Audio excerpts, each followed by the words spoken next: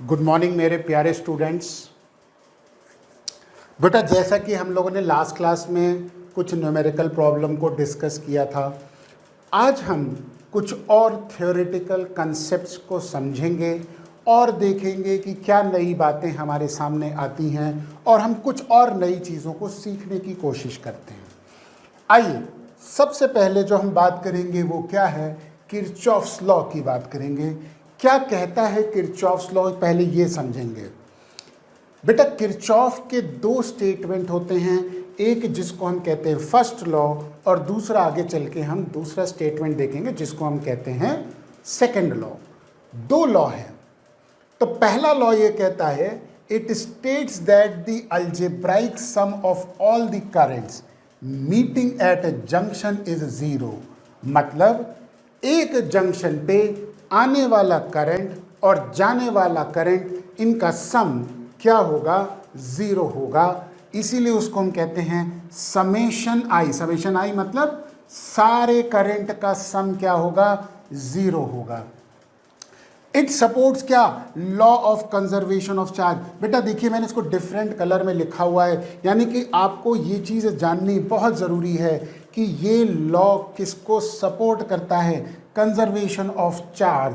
मतलब जब current flow कर रहा है तो चार्ज एक पॉइंट पे अक्यूमुलेट नहीं होगा। मतलब जो चार्ज एक पर्टिकुलर जंक्शन पे, एक पर्टिकुलर पॉइंट पे आएगा, वही चार्ज उस जंक्शन, उस पॉइंट से जाएगा। ठीक है, इसी कंसेप्ट को हम आगे बढ़ाते हुए और अच्छे से समझेंगे कि क्या कहता है ये फर्स्ट लॉ। सपोज कर लो कि ये एक जंक्शन है, मतलब एक पॉइंट है जहाँ पे कुछ करंट आ रहे हैं और जहाँ से करंट कुछ जा रहे हैं। सपोज कर लो एक वायर ये हो गई और एक वायर ये हो गई। इसमें करंट आने वाला I1 मान लेते हैं, इसमें आने वाला I2 मान लेंगे। ठीक है, तो बेटा कन्वेंशन साइन का क्या इस्तेमाल करेंगे कि आने वाला करंट प्लस साइन के साथ और जाने वाला करंट माइनस साइन के साथ हम लिखेंगे। तो हम आने वाला करंट कितना हो गया बेटा, 2 हो गए, तो हम लिखेंगे प्लस I1 और दूसरा करंट प्लस I2। ठीक है, ये तो आने वाला करंट हो गया। अब सपोज कर लो कि यहाँ से 3 ब्रांचेज निकल रही हैं, मतलब 3 वायर जा रही है। ठीक है, इसमें करंट लेटेस्ट से I3 हो गया, इसमें करंट I4 हो गया और इसमें करंट I5 हो गया। तो जाने वाला करंट माइनस साइन के साथ लिखेंगे, साइन कन्वेंशन के रूप में। आने वाला प्लस साइन, जाने वाला माइनस साइन, तो हम लिखेंगे minus I3 minus I4 minus I5। ये 3 करंट जाने वाले हैं और 2 करंट आने वाले हैं एक जंक्शन पे। तो किरचॉफ का फर्स्ट लॉ ये कहता है कि sum of all the current meeting at a junction is equal to zero, यानी कि इन सब का सम क्या होगा, जीरो होगा। तो कहने का तात्पर्य ये है कि जो करंट आएगा वही करंट जाएगा।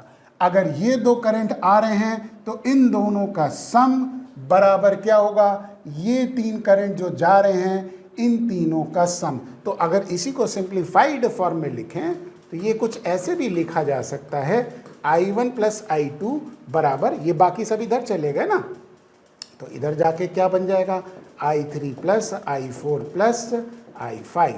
मतलब आने वाले करंट का सम बराबर जाने वाले करंट का सम, दोनों सम बराबर होगा। और ये चीज़ जाननी जरूरी है कि ये कंजर्वेशन ऑफ चार्ज को ओबे करता है। बेटा कंजर्वेशन ऑफ चार्ज को ओबे करता है। अब देखो एक क्वेश्चन जैसे आ सकता है कि फर्स्ट लॉ, जैसे ऑब्जेक्टिव में first law supports which law, conservation of charge option दे दिया, conservation of energy, conservation of mass, या हमने कहा कि conservation of charge and energy both, है ना। तो आपको चूज करना है कि इट सपोर्ट्स क्या, कंजर्वेशन ऑफ चार्ज। चलिए ये तो हो गया फर्स्ट लॉ से रिलेटेड बात। अब हम बात करेंगे सेकंड लॉ से रिलेटेड चीजों के बारे में।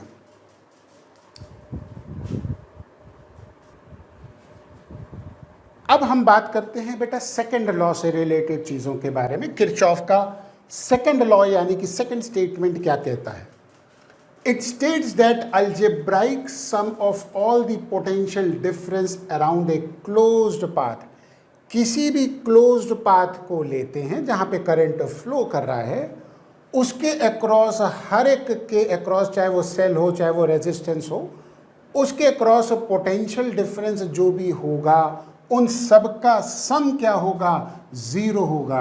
यानी कि delta V, summation V, delta नहीं समीशन वी, समीशन मतलब सब का पोटेंशियल डिफरेंस बराबर किसके होगा? जीरो के होगा। इट सपोर्ट्स क्या? Conservation of energy. बेटा कंजर्वेशन ऑफ एनर्जी आप समझते हैं कि एनर्जी कहीं पे भी कंजर्व रहेगी, यानी कि उसका लॉस नहीं होगा। यानी कि कहने का मतलब ये है कि energy of the entire system will be remained as conserved. इस पर्टिकुलर कंसेप्ट को समझने के लिए सबसे पहले क्या समझेंगे? एक छोटा सा न्यूमेरिकल एग्जाम्पल लेते हैं, उससे क्या होगा, ये दोनों लॉज आपको बिल्कुल क्लियर हो जाएंगे कि कैसे ये लॉज होते हैं और इनको हम अप्लाई कैसे करेंगे। चलिए एक न्यूमेरिकल लेते हैं। लेट अस से क्वेश्चन मान लो कहता है find the value of current I1 and I2 in the given circuit. Given circuit में I1 और I2 की वैल्यू को निकालना है। हम एक सर्किट बना लेते हैं। लेट अस से ये एक बैटरी ले लिया, ये एक रेजिस्टेंस ले लिया, ठीक। बैटरी को मान लीजिए हमने 12 वोल्ट की बैटरी कह दी, इस रेजिस्टेंस को 4 ओम्स कह दिया, और ये कुछ इस प्रकार से यहाँ पे आ गया। एक और रेजिस्टेंस ले लिया, लेट अस से कितने का ले लेते हैं, इसको भी 4 ओम्स ही ले लेते हैं, है ना, ठीक। और ये थोड़ा सा V लिख देंगे, 12 वोल्ट हो गया। और एक और सेल लगा देते हैं और एक और रेजिस्टेंस भी लगा देते हैं, क्योंकि सर्किट को थोड़ा सा कॉम्प्लिकेटेड रखें तो ज़्यादा सही रहेगा। इसको मान लेते हैं 6 ओम मान लेते हैं, और ये लेट अस से 8 वोल्ट की बैटरी हो गई। यानी कि ऑल इन ऑल 2 बैटरीज हो गए, 3 रेजिस्टेंस हो गए, और ये कुछ इस तरह के कॉम्बिनेशन में आ गया। अब हमें क्या करना है कि इसमें करंट और I1 और I2 की वैल्यू फाइंड आउट करनी है। मान लो ये करंट I1 गिवन है और ये करंट I2 गिवन है, तो क्वेश्चन ये कह रहा है कि I1 और I2 की वैल्यू निकालें यूजिंग किरचॉफ्स लॉ। किरचॉफ के नियमों को समझते हुए इन करंट की वैल्यू को क्या करेंगे? फाइंड करेंगे। चलिए कंसेप्ट समझते हैं। बेटा बैटरी के पॉजिटिव से I1 निकल रहा है। आपको मैंने बताया था कि जो करंट पॉजिटिव से निकलेगा वही करंट एंटर भी करेगा, क्योंकि करंट तो फ्लो कर रहा है ना, है ना। तो जो करंट एंटर करेगा वही इससे बाहर निकलेगा और वही घूमता रहेगा, ठीक। इसी प्रकार से यहाँ से अगर I2 निकल रहा है तो यहाँ एंटर करने वाला भी करंट क्या होगा? I2 होगा। अब आप देखिए ध्यान से कि इधर से I1 आ रहा है, ये इधर आ गया, और क्योंकि और तो कहीं जाएगा नहीं, और इधर से I2 आएगा, वो इधर आ गया, वो भी कहीं नहीं जाएगा। तो ये दोनों कहाँ मीट कर रहे हैं? इस जंक्शन पे मीट कर रहे हैं। अब याद करिए फर्स्ट लॉ क्या कहता है कि आने वाला करंट बराबर किसके होगा? जाने वाला करंट। अब करंट को जाने के लिए तो ये पाथ मिला ना, और कोई पाथ तो मिल ही नहीं रहा है, तो यहाँ जाने वाला करंट जो होगा वो इन दोनों का सम होगा I1 प्लस I2, क्योंकि यहाँ से करंट I1 आ रहा है, यहाँ से करंट I2 आ रहा है, तो इस पाथ से जाने वाला करंट क्या हो जाएगा? I1 प्लस I2 हो जाएगा। तो इस रेजिस्टेंस के थ्रू जो करंट जाएगा वो इन दोनों का सम होगा। अब आप इस जंक्शन पे देखिए, ये जंक्शन हमने मान लिया। अब इस जंक्शन पे यही चीज़ हो गई कि करंट जो आ रहा है वो I1 और I2 आ रहा है, तो नेचुरल सी बात है इस पाथ पे I1 ही जाएगा, क्योंकि यहाँ पे एंटर कौन सा कर रहा है? I1। तो इधर से अब चला गया I1 और इधर चला गया I2, अपने अपने रिस्पेक्टिव पाथ पे दोबारा डिवाइड हो गए, ठीक। तो इतने पार्ट में I1 फ्लो कर रहा है, उसके बाद यहाँ पे दोनों का सम I1 प्लस I2 फ्लो कर रहा है, और ये पाथ पे फिर से दोबारा I2 पे फ्लो कर रहा है। क्लियर? ये हमारे पास हर एक ब्रांच में, या हम कह सकते हैं हर एक रेजिस्टेंस के थ्रू हमने करंट को फ्लो करा दिया। अब होता क्या है, अब हम सेकंड लॉ को अप्लाई करेंगे। तो बेटा देखो, जितने करंट अननोन हैं उतनी इक्वेशन बनाएंगे। आपके सामने कितने करंट अननोन है, I1 और I2, तो बेटा 2 इक्वेशन बनेगी। अगर 3 करंट अननोन होते तो कितनी बनती, 3 बनती। 4 होते तो 4 बनती। तो जितने अननोन करंट होंगे उतनी इक्वेशन बनानी पड़ेगी और उसको सॉल्व करना पड़ेगा। देखिए अब होता क्या है कि हम इतनी सारी इक्वेशन तो बना के सॉल्व करना बड़ा मुश्किल हो, नोन की इक्वेशन को सॉल्व करने की वैल्यू आएगी। अब इसको हम एक और काम करते हैं, इसको हम नाम दे देते हैं। ठीक है, तो यहाँ पे हम डिफरेंट कलर को चूज करते हैं और इसको जंक्शन को नाम दे देते हैं लेटर से। ये मान लिया A, ये मान लिया लेटर से B, ये मान लिया C, ये मान लिया D, और इसको हमने कहा E, और इसको हमने कहा F। हर एक पॉइंट्स को, कॉर्नर पॉइंट्स को मार्क कर लिया। ठीक, अब हम क्या करते हैं, हम ये करते हैं कि किसी भी एक क्लोज्ड पाथ को चूज करेंगे, और क्लोज्ड पाथ हमारे पास किस प्रकार से आएगा वो हम देखेंगे। ठीक है, सबसे पहला क्लोज्ड पाथ लिखेंगे, इनक्लोज्ड पाथ कौन सा चूज कर रहे हैं हम, A, E, F, D इसको चूज कर रहे हैं। तो ये वाला क्लोज्ड पाथ को चूज कर रहे हैं, और इस क्लोज्ड पाथ में हम क्या करेंगे, एक पर्टिकुलर डायरेक्शन पे चलेंगे। हमने चूज कर लिया कि क्लॉकवाइज डायरेक्शन में चलेंगे। ज़्यादातर केसेस में कोशिश ये करिए कि जिस डायरेक्शन में करंट जा रहा है बेटा आप भी उसी डायरेक्शन में चलें। इससे क्या होगा, चीज़ें आसान हो जाएंगी। तो ये हमने क्लोज्ड पाथ को चूज किया, यानी कि कौन सा, A, E, F, D, A। तो ये क्लोज्ड पाथ हो गया ना। तो A से शुरू करके हम कहाँ पे आ रहे हैं, A पर। तो हम लिखेंगे इनक्लोज्ड पाथ कौन सा, A, E, F, D, A, यही था।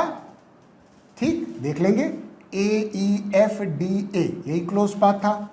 अब इस क्लोज्ड पाथ में अब हम क्या करेंगे, चीज़ों को पुट करेंगे, क्या क्या आ रहा है। चलिए समझते हैं। अब हमारे पास बारी आ रही है कि इसकी सेकेंड लॉ को अप्लाई करने की, summation V is equal to 0। बेटा फर्स्ट लॉ से हमने हर एक रेजिस्टेंस के थ्रू करंट निकाल लिया कि कितना करंट हर एक रेजिस्टेंस के थ्रू जाएगा, वो हमने फर्स्ट लॉ अप्लाई करा। अब हमारी बारी आ रही है सेकेंड लॉ को अप्लाई करने की, और उसको अप्लाई करने के लिए हमने एक क्लोज्ड पाथ चूज किया, और उसमें हम जब मूव करेंगे तो हर एक का पोटेंशियल डिफरेंस देखेंगे। चलिए A से शुरू करेंगे। जब तक रेजिस्टेंस और सेल नहीं आएगा हम कुछ नहीं करेंगे। A से E तक आए, कुछ आया क्या, कुछ भी नहीं आया। ना ही A से E तक में रेजिस्टेंस हुआ, ना ही सेल हुआ, तो हमें कुछ नहीं करना है। आगे बढ़ेंगे। अब E से हमको किधर जाना है, F की तरफ जाना है। इधर नहीं जाएंगे, हमने पाथ चूज किया था A, E, F, D, A, तो इसी पाथ पे हम चलेंगे। E के बाद हम किधर जाएंगे, F की तरफ। आइए चल रहे हैं, ये आ गया रेजिस्टेंस, आ गया। ठीक, इस रेजिस्टेंस के थ्रू जाने वाला करंट कितना हो गया, I1 प्लस I2। हम किधर जा रहे हैं, इस डायरेक्शन में। करंट किधर जा रहा है, इस डायरेक्शन में। हमारे जाने का डायरेक्शन, करंट के जाने का डायरेक्शन सेम हो गया। ठीक, तो पोटेंशियल ड्रॉप प्लस हो जाएगा। कोई दिक्कत, तो हम लिखेंगे प्लस क्या, I1 प्लस I2 करंट हो गया, मल्टीप्लाइड बाय रेजिस्टेंस 4 हो गया। तो यही होगा करंट इनटू रेजिस्टेंस, इसके अक्रॉस पोटेंशियल ड्रॉप या डिफरेंस हो गया। ठीक, प्लस साइन क्यों, क्योंकि जिधर हम जा रहे हैं यदि उधर ही करंट जा रहा है तो प्लस करेंगे, यदि ऐसा नहीं है तो माइनस कर देंगे। बहुत सिंपल है। आपको सिर्फ 2 सवाल में अच्छे से प्रैक्टिस करनी है इस साइन कन्वेंशन को समझ के। बेटा कोई चीज़ मुश्किल नहीं है, बहुत आराम से आ जाएगी। ठीक है। और अगर मुश्किल लग रहा है तो कोई बात नहीं, आप इसको दोबारा देख लीजिए, आपको बिल्कुल मुश्किल नहीं लगेगा। मैं आपको गारंटी कहता हूं, आप गिनती से 2 या 3 सवाल करेंगे, आपको ये पूरा कंसेप्ट क्लियर हो जाएगा। अब हम कहाँ पहुँचे हैं बेटा? एफ पे पहुँचे। एफ के बाद हम कहाँ आएंगे? डी पे आएंगे। आगे क्या कोई रेजिस्टेंस एफ और डी के बीच में है? नहीं है। क्या कोई बैटरी है? नहीं है। अब हम किधर जाएंगे? डी से ए की तरफ जाएंगे। ये आ गया एक रेजिस्टेंस। किधर हम जा रहे हैं? डी से ए की तरफ। हम इधर जा रहे हैं, करंट भी किधर जा रहा है? लेफ्ट साइड में। तो अब पोटेंशियल ड्रॉप प्लस होगा I2 इंटू 6, तो फिर से वही चीज हो गई, प्लस I2 इंटू 6 ओम्स का रेजिस्टेंस हो गया मल्टीप्लाइड बाय I2 करंट, क्योंकि यहां से जाने वाला करंट I2 हो गया, तो करंट इंटू रेजिस्टेंस इसके क्रॉस पोटेंशियल डिफरेंस दे देगा। सिंपल। अब आप देखिए, बहुत इंटरेस्टिंग पार्ट पे अब आ गए। अब बैटरी के कौन से टर्मिनल में घुस रहे हैं? नेगेटिव। तो नेगेटिव में घुसेंगे तो माइनस, पॉजिटिव में घुसेंगे तो प्लस। सिंपल। आप इस चीज को याद रखिए कि जब भी बैटरी के नेगेटिव में आप एंटर कर रहे हैं, माइनस इसका वोल्टेज कर देंगे, और पॉजिटिव में घुस रहे हैं तो प्लस इसका वोल्टेज कर देंगे। ये साइन कन्वेंशन को इस्तेमाल करेंगे तो -8 बराबर, अब हम बैटरी से घुस के नेगेटिव से आ गए, नेगेटिव में घुसे तो -8। अब हम घूम के कहाँ गए? बैटरी का हमने कंसिडर कर लिया, कहाँ पे पहुंच गए? ए पर। शुरुआत कहाँ से करी थी? ए से। तो हमने खत्म कहाँ किया? ए पर। तो क्लोज लूप कंप्लीट हो गया, ये बराबर हो गया 0 के। ये बन गई आपकी फर्स्ट इक्वेशन। बहुत सिंपल है, कोई मुश्किल नहीं है। एक क्लोज्ड पाथ को चूज किया हमने अपनी मर्जी से, उसमें डायरेक्शन ऑफ मूवमेंट चूज कर लिया, इसमें क्लॉकवाइज मूवमेंट चूज किया। हम जिधर जा रहे हैं उधर करंट जा रहा है तो प्लस वोल्टेज ड्रॉप, और बैटरी के नेगेटिव में घुस रहे हैं तो minus voltage of the battery, और दैट इज इक्वल टू 0। बस इतना काम करना है, एक बार ध्यान से करेंगे बिल्कुल आ जाएगा, कोई मुश्किल चीज़ नहीं है। बड़ी बड़ी न्यूमेरिकल आप करंट इलेक्ट्रिसिटी के सर्किट डायग्राम की बड़ी बड़ी न्यूमेरिकल इन किरचॉफ्स लॉ के 2 लॉ से आप क्या कर सकते हैं? सॉल्व कर सकते हैं। थोड़ी सी अंडरस्टैंडिंग की ज़रूरत है। क्लियर? अब आप देखते हैं, चलिए ये तो फर्स्ट पार्ट हो गया। अब हम देखिए ऐसे ही एक क्लोज लूप को दूसरा चूज करेंगे। अब हम चूज करने वाला क्या है? BEFCB, यानी कि ये वाला पाथ चूज करेंगे। तो इसको फिर से हम उसी कलर में लिख देंगे, ये कलर आ गया। अब इसमें हम ऐसे जाएंगे। ये कौन सी डायरेक्शन है? एंटी क्लॉकवाइज डायरेक्शन है। हमने इसमें क्लॉकवाइज चूज किया था, इसमें एंटी क्लॉकवाइज चूज करेंगे, हमारी मर्जी है। हम किसी भी क्लोज पाथ में अपनी डायरेक्शन को क्या कर सकते हैं? चूज कर सकते हैं। तो चलिए अब हमारे पास कौन सा पाथ हो गया? इन क्लोज्ड पाथ जो हमने चूज किया, बताओ बेटा कौन सा चूज किया अब हमने? देखो क्या किया, बी से शुरू करेंगे, BEFCB, तो ये हो गया BEFCB। ठीक, ये क्लोज पाथ हमने चूज किया, और हम इसमें अब की बार एंटी क्लॉकवाइज डायरेक्शन में चल रहे हैं। बिल्कुल उसी तरीके से काम करेंगे। कहाँ से शुरू करेंगे बेटा? बी से, क्योंकि हमने फर्स्ट लेटर बी ही लिखा था, तो बी से शुरू करेंगे। बी से कहाँ पे आएंगे? ई की तरफ आ गए। कोई रेजिस्टेंस, कोई सेल दिखा नहीं, हम कुछ नहीं करेंगे। ई से किधर जाना है? एफ की तरफ, इधर गए। ठीक, रेजिस्टेंस आ गया। हम किधर जा रहे हैं? इधर। करंट किधर जा रहा है? इधर। तो वोल्टेज ड्रॉप प्लस होगा, तो हम इसको ले लेंगे plus I1 plus I2 multiplied by 4। फिर से वही चीज़ आ गई। ठीक, आइए अब हम कहाँ पहुँच गए? F पर पहुँच गए। F के बाद हमें कहाँ जाना है? C पर जाना है। कुछ आया? नहीं आया, कुछ नहीं करेंगे। C की बात अब हम इधर जाएंगे। इधर आ गया रेजिस्टेंस कितने का? 4 ओम का आ गया। करंट कितना है? I1। हम किधर जा रहे हैं? लेफ्ट में। करंट किधर जा रहा है? लेफ्ट में। तो प्लस I1 इंटू 4। ठीक, तो plus I1 multiplied by 4। Clear? बहुत इजी है, एक बार समझिएगा। अब बैटरी के कौन से टर्मिनल में एंटर कर रहे हैं? नेगेटिव में। मैंने बताया था नेगेटिव में माइनस, पॉजिटिव में एंटर करेंगे तो प्लस। एक साइन कन्वेंशन को फॉलो करिएगा बेटा, हमेशा एक चीज़ का ध्यान रखिए, आपको एक ही साइन कन्वेंशन पता होना चाहिए, दो नहीं पता होने चाहिए, क्योंकि दो पता होंगे तो आप कंफ्यूज हो जाओगे। बेटा आप टीचर नहीं हो कि आप उसको मैनेज कर लोगे, आप स्टूडेंट हो, तो आपको एक ही साइन कन्वेंशन पता होना चाहिए। जो मैं सिखा रहा हूँ वही फॉलो करिएगा, दूसरा मत करिएगा, क्योंकि अगर दूसरा करेंगे तो आपको कन्फ्यूजन हो जाएगा, पता चला आधी उसकी चीज़ डाल दी, आधी मेरी चीज़ डाल दी, सवाल गलत हो जाएगा। तो एक ही साइन कन्वेंशन पता होना चाहिए। तो माइनस में एंटर कर रहे हैं तो क्या हो जाएगा, -12 वोल्ट हो जाएगा।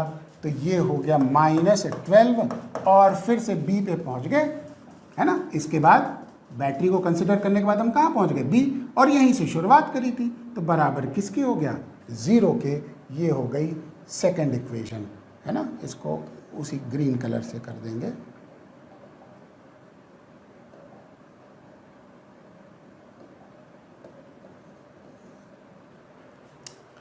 तो ये हमारे पास दो इक्वेशन हो गई। अब हम क्या करेंगे, इन दो इक्वेशन को सॉल्व करेंगे और I1 और I2 की वैल्यू को क्या करेंगे, फाइंड करेंगे।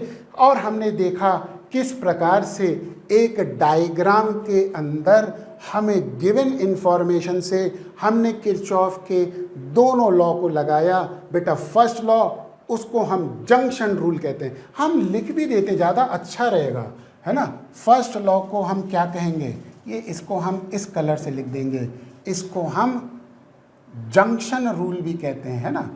तो ये हो गया जंक्शन रूल, है ना, ताकि आपको याद भी रहे कि ये कौन सा रूल है, जंक्शन रूल। और सेकंड लॉ जो हो गया, इसको मैश रूल कहेंगे। क्या कहेंगे, मैश रूल। तो दो रूल हो गए, जंक्शन रूल और मैश रूल। ये भी याद रखिए, जंक्शन रूल मतलब फर्स्ट लॉ, मैश रूल मतलब सेकंड लॉ। तो हमने अप्लाई कर दिया जंक्शन रूल और मैश रूल को, और हमने दो इक्वेशन सॉल्व कर ली। अब इसको हम सॉल्व करेंगे, बस और कुछ नहीं करना है। अब सॉल्व करके I1 और I2 निकाल लेंगे। चलिए बहुत सिंपल है, देखेंगे। फ्रॉम इक्वेशन नंबर 1 क्या आएगा बेटा, I1 × 4, 4I1 + 4I2 + 6I2 बराबर किसके हो गया, 8 के। तो ये हो गया कितना, 4I1 + 4 + 6 10I2 = 8। डिवाइड होगा, ठीक है, 2 से डिवाइड हो जाएगा, ठीक है। तो 2I1 + 5I2 बराबर 4 के। ये हमारे पास फर्स्ट इक्वेशन आ गई, सिंप्लीफाई हो गया। बहुत मुश्किल नहीं है। अब हम देखेंगे कौन सा, फ्रॉम इक्वेशन नंबर कौन सा, 2, सेकेंड इक्वेशन देखेंगे। ऐसे ही सेकेंड इक्वेशन ये रही, फिर से क्या आ जाएगा बेटा, 4I1 4I2 + 4I1 -12, यानी कि ये उधर जाके =12 हो गया ना, इधर आ गया। तो 4I1 + 4I2 + 4I1 = 12। तो ये हो गया 8I1 + 4I2 = 12। अब नेचुरल सी बात है, 4 से डिवाइड कर देंगे तो ये बनेगा 2I1 + I2 = 4 से डिवाइड करो तो ये हो जाएगा 3।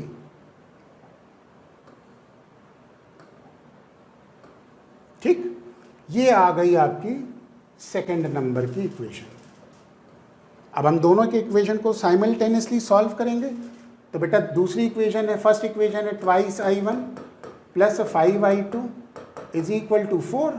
ये आपकी फर्स्ट इक्वेशन थी, ठीक है, और ये आपकी सेकंड इक्वेशन थी। दोनों को हमने क्या करना है, सॉल्व करना है। तो इसको माइनस से मल्टीप्लाई कर देंगे। तो यहाँ पे अब हम ये दूसरा कलर ले लेंगे। तो ये माइनस कर दिया, है ना, ब्रैकेट के अंदर इसका साइन चेंज कर दिया, इसका भी माइनस कर दिया और इसका भी माइनस कर दिया। क्या होगा, ये तो बेटा कैंसिल हो गए और ये बचेगा क्या, that is equal to -4I2 बचेगा ना, ये तो कैंसिल हो गया। +I2 - 5I2 will give you -4I2 और दिस इज इक्वल टू -4 + 3 -1। तो I2 बराबर किसके हो गया, 1/4 एम्पियर आ गया। 1/4 मतलब 0.25, इसको सिंपल तरीके से 0.25 एम्पियर भी लिख देंगे।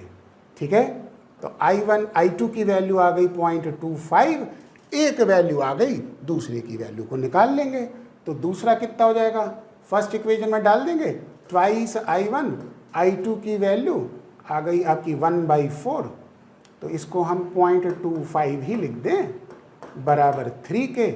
ये इधर चला गया, 3 माइनस 0.25 हो जाएगा 2.75, तो I1 हो गया 2.75/2। ये I1 की वैल्यू आ गई। इसको आप सिंप्लीफाई कर लें, इतने एम्पियर I1 आ गया, इतने एम्पियर I2 आ जाएगा।